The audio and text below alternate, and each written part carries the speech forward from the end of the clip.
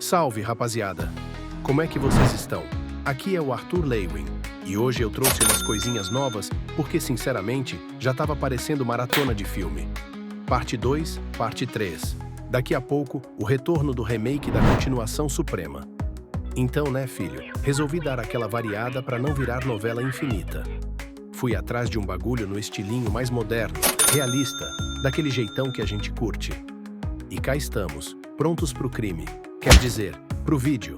Sem mais enrolação, bora nessa porque o hype não se invoca sozinho.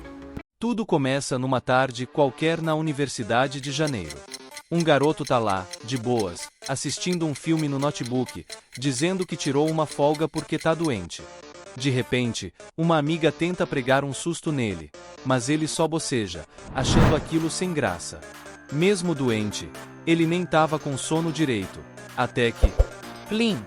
Uma notificação aparece.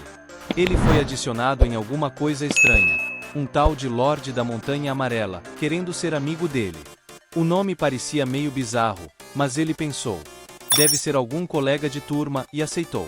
Logo em seguida, outra notificação. Um convite para um grupo de conversa. O garoto, curioso, aceitou, mesmo meio grogue por causa dos remédios. Assim que entrou, viu uma mensagem pedindo para ele se apresentar, mas o sono bateu forte e ele apagou. Enquanto isso, o pessoal no grupo começou a conversar, comentando que o Lorde da Montanha Amarela tinha trazido um novo membro. E claro, sempre tem aquele figura no grupo que solta uma piada sem noção, perguntando se o novo integrante é mulher e pedindo aquelas informações absurdas. O resto do pessoal já respondeu na lata. Pede desculpa pro Lorde da Montanha Amarela aí, mané. Do nada, aparece um cara de cabelo vermelho na tela, toma um susto, bate a mão na mesa e solta. Vou mostrar pra vocês o poder da minha lâmina. Outro membro responde na hora, chamando ele pra um duelo. Esse cara do cabelo vermelho era conhecido como Sabre Triplo, super forte, mas ele sabia que não tinha chance contra o oponente. O grupo caiu na risada e continuou conversando sobre o novo membro, enquanto o Sabre Triplo ficava lá, todo desolado. De repente, nosso protagonista acorda. Ele lembra vagamente de ter sido adicionado em um grupo estranho. Quando olha o celular, 72 mensagens. Ele fica chocado com a atividade da galera. Lendo as mensagens, percebe que o papo era sobre poderes e batalhas malucas. Pensou, me colocaram num grupo de doidos. Mas até que é divertido. Agora ele só queria saber quem era o tal Lorde da Montanha Amarela que o adicionou. O que ele não imaginava é que entrar naquele grupo ia mudar a vida dele completamente. No dia seguinte, enquanto treinava de manhã, ele estava meio para baixo, refletindo sobre como tinha desistido dos seus sonhos. Estudava só por obrigação. Então, acompanhar aquelas conversas malucas no grupo era uma distração divertida.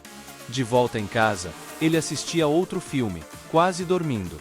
As histórias de terror já nem davam mais medo. Decidiu ir pra cama, sonhando em ser um herói salvando uma princesa. Enquanto isso, no grupo, o pessoal estava debatendo o porquê do Lorde da Montanha Amarela ter adicionado aquele garoto. O Lorde comentou que achava que ele era um gênio.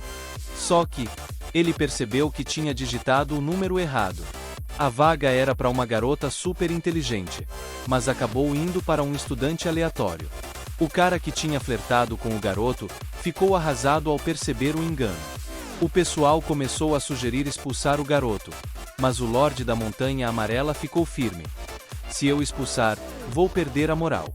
Decidiu tentar uma adivinhação usando um caderno. O problema? Ele era péssimo nisso. Toda vez que tentava prever algo, dava ruim. No final, ele não conseguiu descobrir nada e decidiu deixar o garoto no grupo por enquanto.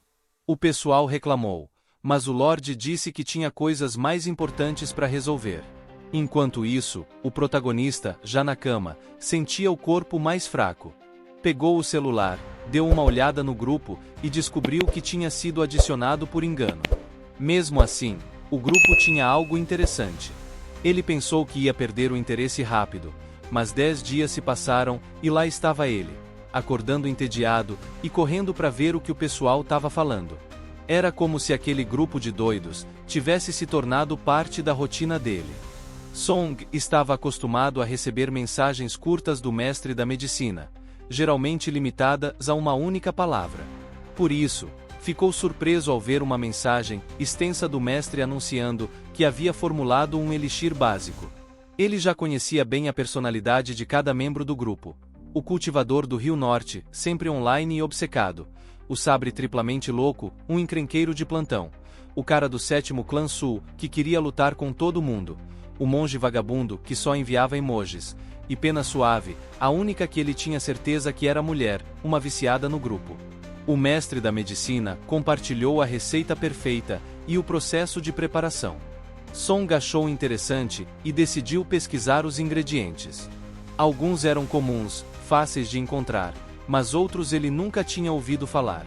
Começou a se perguntar se o pessoal estava delirando, inventando coisas que nem existiam. Preocupado com a possibilidade de alguém tentar preparar algo perigoso, ele pensou em alertar o grupo. Mas, antes que pudesse enviar a mensagem, alguém mandou um sorrisinho e disse que tentou a receita e deu certo. O mestre da medicina agradeceu, o que deixou Song confuso. Será que alguém realmente fez o tal elixir do temperamento corporal? Desconfiado, Song anotou toda a receita, achando que podia ser um veneno de ação lenta. Decidiu perguntar ao primo dele, enquanto esperava que ninguém do grupo morresse. Enquanto isso, em um lugar chamado Espírito da Borboleta, uma garota andava sobre as águas, planejando escapar e capturar um fantasma. O primo de Song e a mãe dele acharam a receita estranha e começaram a cogitar interná-la.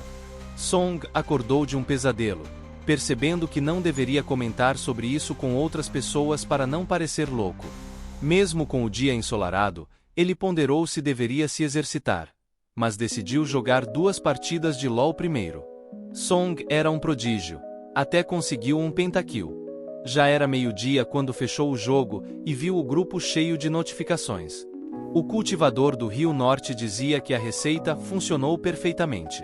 Enquanto isso, o monge vagabundo continuava só mandando emojis, e o sabre pedia para Pena Suave mandar uma mensagem para ele. Song ria das conversas malucas, mas começava a se perguntar se estava ficando tão louco quanto eles. Quando o cultivador do Norte e o cara do 7º clã Sul começaram a falar sobre um evento na cidade H, Song, que morava perto, ficou intrigado.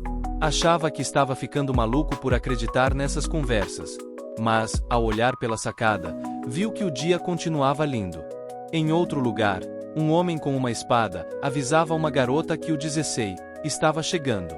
Song foi até a livraria, e enquanto devolvia um livro, um relâmpago estrondoso ecoou, assustando todos. Nuvens apareceram do nada sobre a cidade H. Song achou estranho, principalmente quando viu um garoto dizendo que receberia o poder dos céus. Song riu até o sol voltar, mas ficou pensativo. Será que os trovões eram alucinação? O garoto saiu correndo dizendo que agora era um imortal, o que fez Song lembrar das mensagens do grupo. De volta para casa, Song enviou a receita para o primo, perguntando se morreria ao consumir aquilo. Embora quisesse sair do grupo, ficou curioso. O mestre dos trigramas disse ter feito uma adivinhação e que tudo estava bem, mas ninguém acreditava nele. O consenso era que, se ele disse que estava bom, então estava ruim.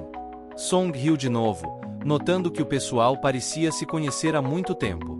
Quando perguntaram se alguém estava na cidade H, Song ficou tentado a responder, mas preferiu não se envolver. Pena Suave disse que passaria perto da cidade, e o grupo decidiu que ela verificaria a situação. Song ficou animado, curioso para saber o que ela encontraria. O mestre dos trigramas, irritado com as provocações, desafiou o grupo para um duelo. Song se perguntava se eles realmente se reuniriam para ir. O protagonista começa a imaginar um duelo épico entre 2 caras, um com um dragão e o outro com um tigre. Ele se pega pensando que está enlouquecendo, questionando para onde sua mente está indo. Mas, um novo dia amanhece, ele liga o PC e se depara com uma notícia sobre relâmpagos misteriosos. Ele parece ignorar o assunto, mas logo recebe uma mensagem do campus. A mensagem fala sobre um grupo de valentões gigantes que foi completamente derrotado. A galera está curiosa para saber quem conseguiu bater nesses caras, já que todo mundo queria ver eles caírem. Apesar disso, o protagonista não dá muita atenção, porque aqueles relâmpagos não saem da cabeça dele. Decide dar mais uma olhada no grupo, pensando que deveria sair disso logo. Ele percebe que está todo mundo online, e se pergunta se esse pessoal nunca dorme. No meio disso, um cara espirra. É o famoso cultivador do Rio Norte, que diz que não para de pensar no protagonista. O mestre da medicina compartilha a foto de uma planta. O cultivador do Rio Norte reconhece como uma semente venenosa do dragão, e pergunta o que o alquimista quer com aquilo. O alquimista responde que queria uma dessa, e o cara do Rio Norte diz que, se achar, entrega para ele. Vendo o nome Veneno ali, o protagonista fica meio assustado. Ele desliza o grupo para cima, e vê que o pessoal comenta que, na cidade, um dos membros acabou com um monte de gente, mas ninguém morreu.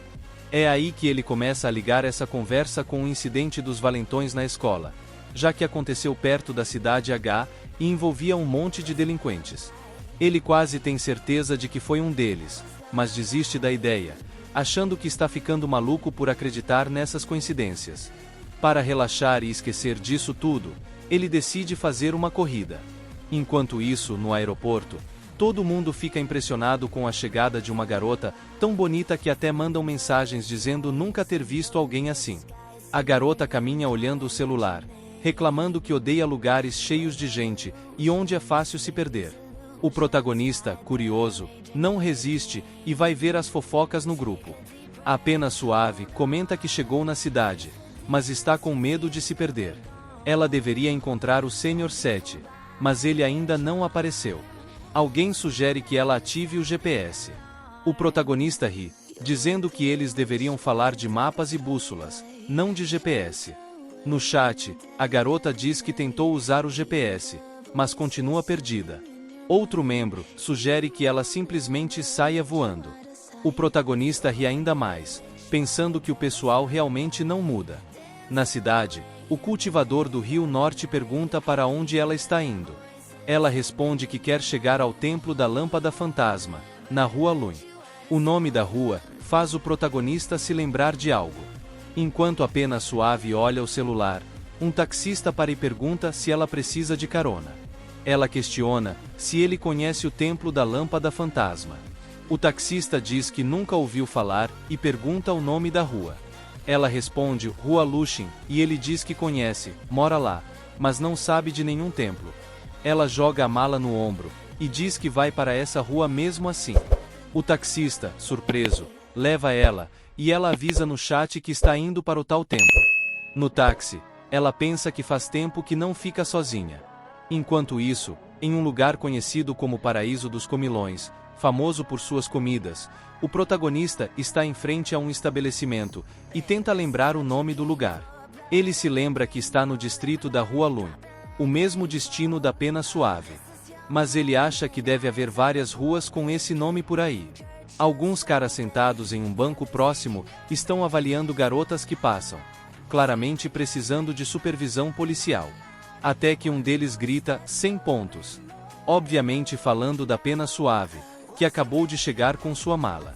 O protagonista sente o coração acelerar. Ela passa, e ele fica desolado. Até o loirinho do grupo entra na brincadeira, dizendo que aquela ali era nota 100. Ele tenta se aproximar dela, mas volta chorando, dizendo que não teve coragem de falar com alguém tão bonita. O protagonista ri da situação, vai até uma loja de carne, e ao sair, dá de cara com a Pena Suave novamente. Ele se pergunta se isso é coincidência ou inevitável. Quando ela passa, ele abaixa a cabeça, achando que está enlouquecendo. Alguém comenta sobre o Templo da Lâmpada Fantasma, e isso chama a atenção dele. Ele olha para trás, vê a garota ainda por perto, e começa a se perguntar se poderia ser ela. Decide checar o celular, e vê que ela mandou uma mensagem dizendo que chegou na rua, mas está cheia de gente. Sabendo que ela saiu do aeroporto há 2 horas, ele percebe que ela está na rua errada. Ela confundiu a rua com o mesmo nome em outra cidade. Mais uma vez, Ele pensa que não é possível ser coincidência. Nesse momento, chega uma mensagem de voz. Ele clica para ouvir, e, enquanto a mensagem toca, vemos o momento em que ela gravou. Insegura porque o cultivador do Rio Norte não respondeu. Enquanto ela passa por ele, ele dá play na mensagem. Ela ouve a própria voz e se vira, percebendo que ele foi quem ouviu. Ela começa a se perguntar se aquele garoto, que parece um adolescente, é um dos seniors do grupo. O protagonista sente um perfume no ar, e de repente, ela aparece na frente dele, perguntando se ele pertence ao grupo das 9 províncias. O protagonista cai no chão, surpreso, e pergunta se ela é apenas suave. Ela confirma, e quer saber o nome taoísta dele. Ele sabe que ela deve ter uns 19 anos, mas o chama de sênior, o que é estranho. Enquanto ela está ali na frente dele, ele se pergunta por que ela acha que ele é mais velho. Sem entender nada sobre nomes taoístas, ele só responde que se chama Song Xuan, e diz para deixar esse negócio de nome de lado. Ela diz que entende, já que alguns gostam de manter o nome em segredo. Ele pede para que ela pare de chamá-lo de sênior, e o chame apenas de Song. Ela diz que isso é desrespeitoso, mas ele insiste, dizendo que não importa, e que chega desse papo de sênior. Ele então pergunta se ela está ali para que ele a ajude. O protagonista, já claramente interessado, se oferece para carregar a mala dela. Ela recusa, e ele comenta sobre o lugar para onde ela quer ir, oferecendo ajuda para encontrar o caminho. Infelizmente, ele estava errado. Ela toma um susto e pergunta: "Ali não é a Rua Lin?" Ele responde que é, mas explica que não se trata da rua da cidade J e a orienta a olhar o GPS. Porém, a bateria dela acabou, e ele sugere que use o dele. Logo, ela confirma que o GPS do dele também está sem bateria. "Você está com pressa para chegar?" Ele pergunta. Ela responde, meio aflita: "Quanto mais cedo, melhor, porque se eu demorar, vou apanhar do meu pai." Ele então diz que, se esse for o caso, ela pode usar o computador do quarto dele para traçar o caminho. "Ah, seu safado, pode carregar." Ela ri, lembrando que nas tomadas do dormitório não é permitido, mas que pode levar o computador para o quarto. Ela então questiona se o dormitório é o espaço onde ele pratica sua solitude, insinuando que aquele lugar é exclusivo para treinos. Nosso garoto fica confuso. "Fia, é só um dormitório qualquer, como no masculino. Não pode levar uma menina aqui." Mesmo assim, ele vasculha o local e consegue chegar até o quarto. Assim que entram, ele prontamente pergunta: "O que você quer beber?" Ela responde que está a fim de um chá verde espiritual. Song, surpreso, lembra que ela é uma daquelas loucas da cabeça e explica que, infelizmente, só tem um suco de laranja. Ela fica confusa, já que todo praticante costuma consumir o chá verde, e conclui que ele deve estar praticando um treino de vida terrestre. Diante disso, ela se curva pedindo pelo lendário suco de laranja. Enquanto procura na internet, ele comenta que a busca pode demorar umas horas. Ela então pergunta se um taxista aceitaria levá-la tão longe. "Não", responde ele, e logo ela pergunta: "O que a gente vai fazer então?" Ele fica confuso com a pergunta, se perguntando desde quando eles estão juntos o suficiente para resolver essas pendengas. Com lágrimas nos olhos, ela pede desculpas por não ter pedido permissão antes e confessa que tem um senso de direção horrível e está morrendo de medo. "Eu ajudaria, mas não posso. Tenho aula amanhã à tarde", diz ele. Ela, meio sem graça, comenta que, se por acaso ele não tivesse aula, ele poderia vir me ajudar. "Se fosse esse o caso, sim", ele responde, mesmo achando improvável, já que aquela aula estava marcada há tempos. Ele então pesquisa sobre o templo, mas não acha nenhuma informação. Ela pede para usar o computador um pouquinho. Ele pega o celular e ela começa a buscar várias informações. Procura o perfil do professor dele, os horários das aulas, e logo descobre que o professor é mais cruel do que imaginava. Ela pensa que, se acontecesse algum acidente com esse professor, ele não teria aula. E nota que, no caderno ao lado, ele anotou a receita que o cara postou no grupo. Imaginando que ele queria melhorar a receita, ela pergunta quantas vezes ele consegue fazê-la simultaneamente. Ao ver que ela anotou a receita, ele fica receoso, pensando que ela possa acreditar que ele é realmente um dos loucos do grupo, e diz que não fez nenhuma tentativa de melhoria. Ela questiona se ele está tentando aperfeiçoar a receita antes de praticá-la, e ele apenas responde com um emoji de joia, enquanto internamente pensa que seria melhor mudar de assunto. Explica que só não fez a receita porque ainda não encontrou os ingredientes certos. Então, ela se aproxima e diz que, se esse for o caso, vai mandar 2 caixas de ingredientes quando voltar para casa. Ele agradece e pede os documentos para fazer a reserva da passagem dela, enquanto ela fica olhando pela janela. Nesse instante, ele pensa que ela é bonita e simpática, mas lamenta que viva nesse mundo de ilusões. Enquanto isso, ela ativa os óculos que mesma criou, um dispositivo que projeta a visão dela para outro lugar. Com essa ferramenta, ela assume uma visão panorâmica da cidade e detecta o professor conversando com a filha dele na casa. Ela pede desculpas e comenta que, depois, ele será recompensado, mas que hoje ele terá que ir para o hospital, pois algo parece errado com a perna dele. Ela observa que ele até caiu no chão e se machucou. Resolvendo o probleminha, ela volta para o quarto e diz para reservar uma maca para ele também, achando que talvez ele nem vá ter aula no final. De repente, uma mensagem aparece no computador. O professor de amanhã foi trocado. Enquanto ele reclama sobre essa mudança, ela, já irritada, diz que, se ela já mandou uma para o hospital, vai mandar o outro também. O coitado estava caminhando com um cachorrinho quando sentiu uma frente fria. E logo ela aparece novamente, com os óculos ativados, afirmando que, quando tudo acabar, ela vai recompensá-lo. Ela se aproxima do computador e ele confirma que a passagem dela está reservada. Nesse momento, ele recebe uma nova mensagem da universidade.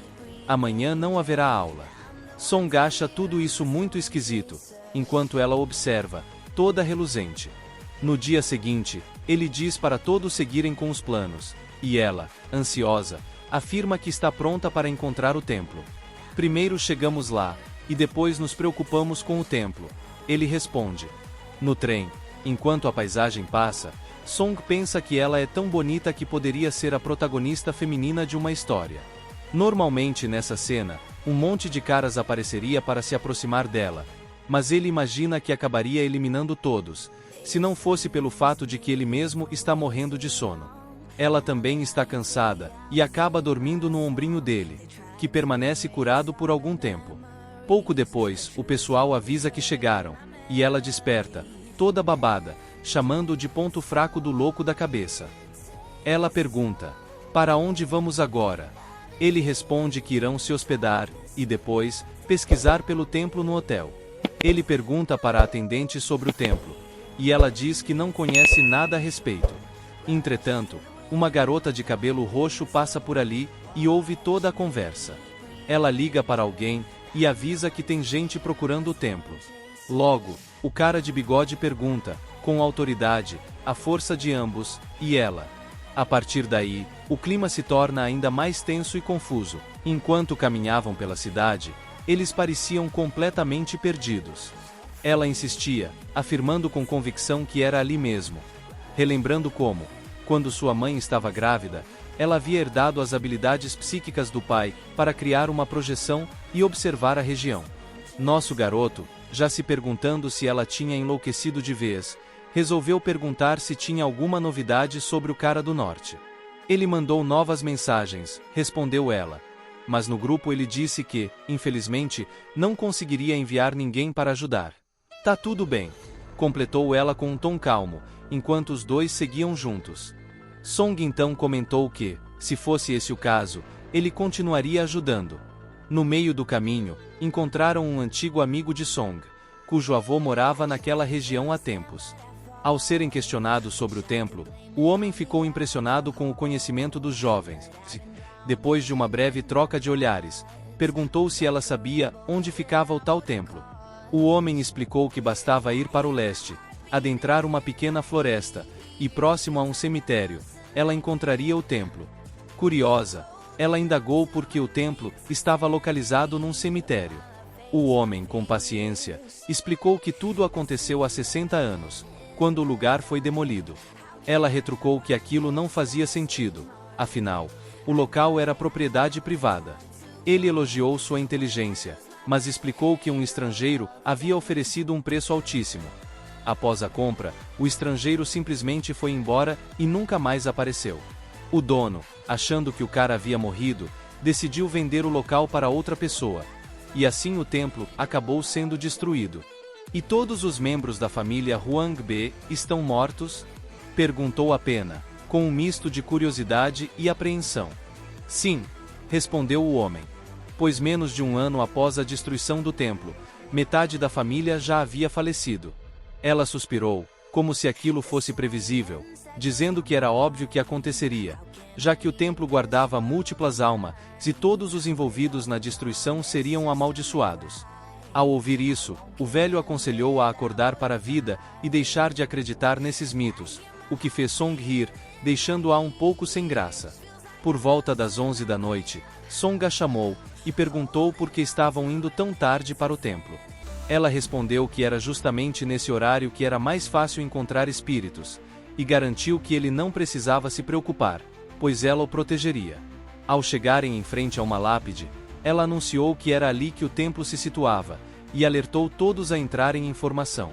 De repente, ela ativou uma aura que emitia uma luz dourada, e começou a andar, jogando algo pelo caminho. Song, quase morrendo de sono, se perguntava por que ela estava se comportando como uma caçadora de fantasmas em plena madrugada.